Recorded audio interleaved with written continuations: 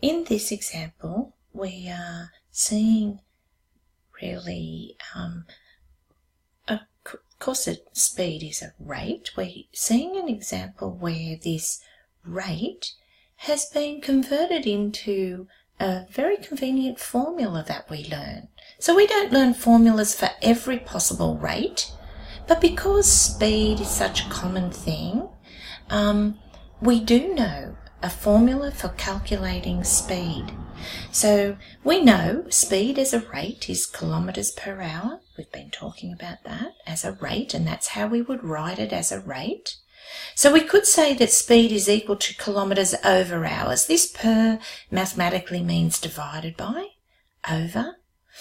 And kilometres measures distance and hours measures time. Combining these two things, we've got our formula: speed is distance over time. Now, in this case, I wouldn't use my rates understanding, I would use my formula to answer this question. Belinda is driving from Melbourne to Sydney. A distance, underline the number, identify it. This is a distance. So whether you do it there like that, or you actually start your solution with distance equals 877 kilometres at an average speed of 94. You might then write speed is 94 kilometres per hour. How long says find time and give it to the nearest minute will it take her to reach Sydney? That is also a perfect way to get started with a solution. And again, hopefully if you've done that, then the formula will come to mind. Speed is distance over time. So speed is equal to, in this case, 877 divided by the time. Because in this situation we know the speed, then underneath speed we put 94. Distance we know also, it's time that we're finding. We have an equation. We can solve an equation when we've got one unknown. How do we solve this equation? Some of you will know it as cross multiplying and understand that the 94 is over 1. And if we do our cross and multiply the terms, we get 94t is equal to 877 multiplied by 1. Those of you that don't do the cross multiplying, you will see that you need to multiply both sides by t. Multiply by t, but then you need to do a second step. Oh no, actually no, you get exactly the same as we've got. 94t is 877. We now do our next step to get the t by itself. So we're thinking algebra here, solving equations. Cancel that out, and we need to go to the calculator and get the calculator to work this out. So you can see, using the new calculator, bringing up the fraction button, putting our values 877 over 94 in. When I've pressed equals, this fraction's come up. That's not very helpful to tell me about the time. So let's convert that to a decimal. What does this tell me? 9.329 hours. That would be fine if the question said give it to the nearest hour.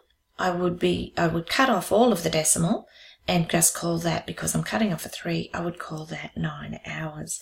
The question didn't make it that simple. It required the answer to the nearest minute. Your calculator can help you out here, because we also have this DMS button, which we can use for time. You can see that when I hit that, it now says, and the way we read this is 9 hours, 19 minutes, 47.23 seconds. 47 seconds. Now that is much more helpful in getting to the answer that this question requires. 9 hours, 19 minutes and 47 seconds. We've got to give this to the nearest minute.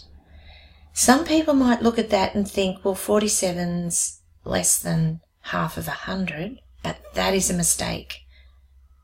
We're not comparing 47 seconds to 100 in this case.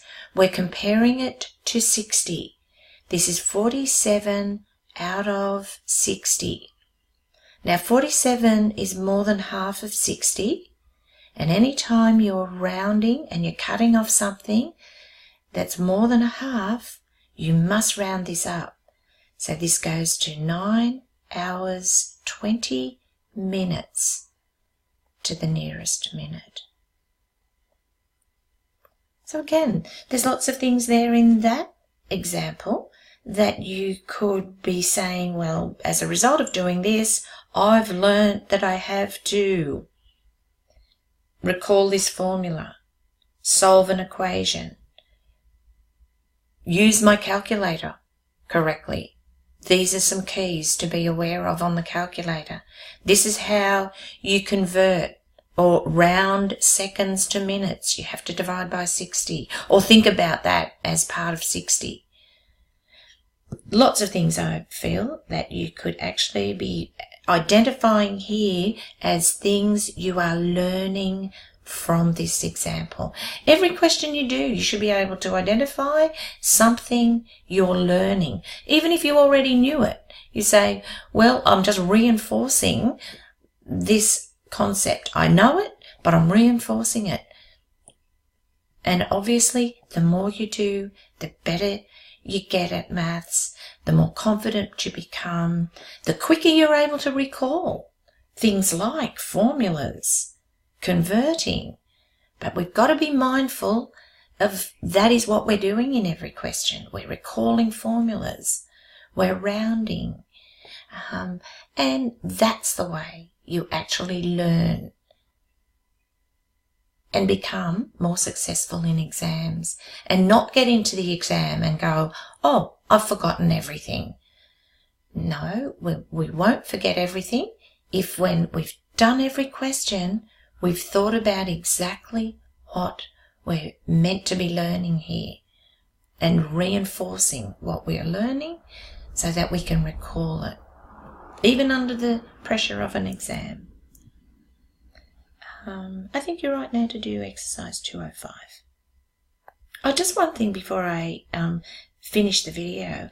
Not that I would ask you to do it, in that I wouldn't ask you to write down what you're reinforcing every question, but I would ask you to be mindful of it.